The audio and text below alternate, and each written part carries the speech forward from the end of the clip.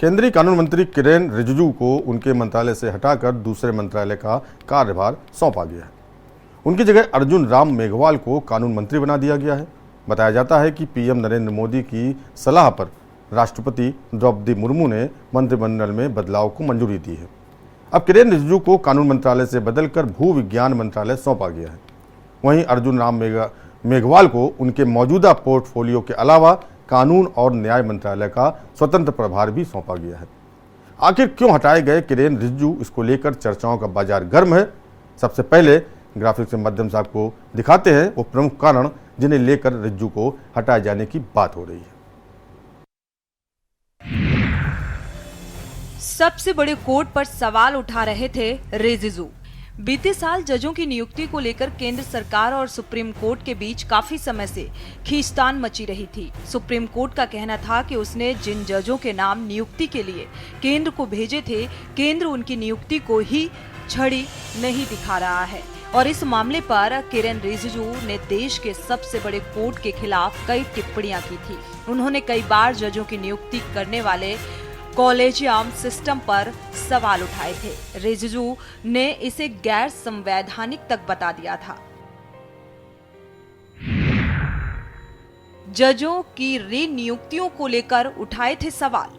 अक्टूबर 2022 में अहमदाबाद में एक कार्यक्रम के दौरान उन्होंने जजों और जजों की नियुक्ति प्रक्रिया पर जमकर सवाल उठाए थे। केंद्रीय मंत्री ने साफ तौर पर कहा था कि उन्होंने महसूस किया है कि जज आधा समय नियुक्तियों की पेचीदगियों में ही व्यस्त रहते हैं और इसकी वजह से न्याय देने की उनकी मुख्य जिम्मेदारी पर असर पड़ता है। मैं जानता हूं कि देश के लोग जजों को नियुक्त करने के लिए बने कॉलेजियम सिस्टम से खुश नहीं हैं। संविधान की आत्मा के अनुसार जजों को नियुक्त करने की जिम्मेदारी सरकार की है।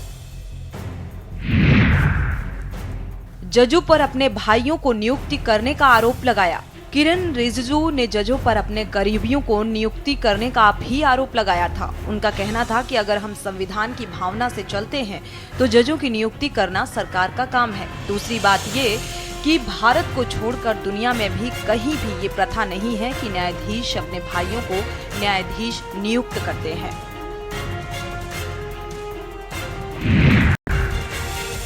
न्यायपालिका के अंदर राजनीति होने की बात कही थी। अहमदाबाद के कार्यक्रम के दौरान ही केंद्रीय कानून मंत्री ने न्यायपालिका के अंदर चल रही राजनीति पर भी खुलकर बातचीत की थी। उन्होंने कहा था कि ये प्रक्रिया इतनी जटिल है कि मुझे ऐसा कहते हुए खेद है कि इससे ग्रुपिज्म विकसित होता है और नेताओं के बीच राजनीति तो लोग देख सकते हैं लेकिन न्यायपालिका के अंदर चल रही राजनीति को नहीं जानते। रिटायर्ड जजों पर भी भयानक टिप्पणी कर दी थी। मार्च 2023 में एक चैनल के एक कार्यक्रम में किरेन रिजिजू ने पूर्व जजों पर भी बड़ी टिप्पणी की थी। उन्होंने कहा था कि कुछ रिटायर्ड जज हैं, शायद 3 या 4, जो कि एंटी इंडिया ग्रुप का हिस्सा बन गए हैं। ये लोग कोशिश कर रहे हैं कि भारतीय न्यायपालिका विपक्ष की भूमिका निभाए। देश के खिलाफ काम करने वालों को इसकी कीमत चुकानी होगी। इंडिया में ह्यूमन राइट्स का अस्तित्व नहीं है। मार्च 2023 में ही उन्होंने ये भी कहा था कि देश के बाहर और भीतर भारत विरोधी ताकतें एक ही भाषा का इस्तेमाल करती हैं कि लोकतंत्र खतरे में है। इंडिया में ह्यूमन राइट्स का अस्तित्व नहीं है। कॉमन सिविल कोड न्यायपालिका से टकराव, पीएम की नाराजगी। यूनिफॉर्म सिविल कोड लागू करने में देरी, न्यायपालिका से सार्वजनिक टकराव, ऐसी कई चीजें थी जिसे लेकर प्रधानमंत्री उनके नाराज थे।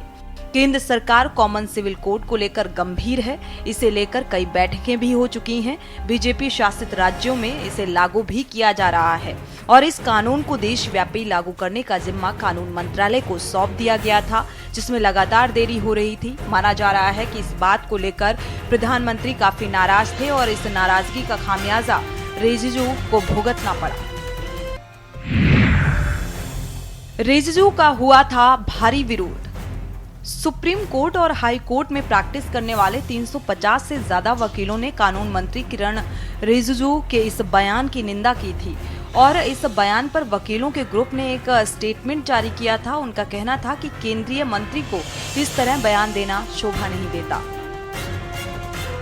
किरण रिजिजू अरुणाचल प्रदेश के वेस्ट कामेंग जिले से आते हैं। वो अरुणाचल पश्चिम लोकसभा सीट से बीजेपी सांसद हैं और उनके पास दिल्ली यूनिवर्सिटी से कानून की डिग्री है। उन्होंने 2004 में पहली बार लोकसभा चुनाव लड़ा और जीत हासिल की, लेकिन वो 2009 के लोकसभा चुनाव में हार गए। 2014 के चुनाव में रिजिजू ने फिर से जीत हासिल की और प्रधानमंत्री नरेंद्र मोदी के मंत्रिमंडल में गृह राज्य मंत्री बनाए गए और इसके बाद वो मोदी सरकार के दूसरे कार्यकाल यानी 2019 में खेल मंत्री स्वतंत्र प्रभार बनाए गए। जुलाई 2021 में कैबिनेट विस्तार के दौरान उन्हें कानून मंत्री बनाया गया। उन्होंने रविशंकर प्रसाद की जगह ये जिम्मेदारी संभाली थी। अर्जुन राम मेघवाल 2009 से राजस्थान के बीकानेर से सांसद हैं। मेघवाल का जन्म बीकानेर के किस्मदेसर गांव में हुआ था।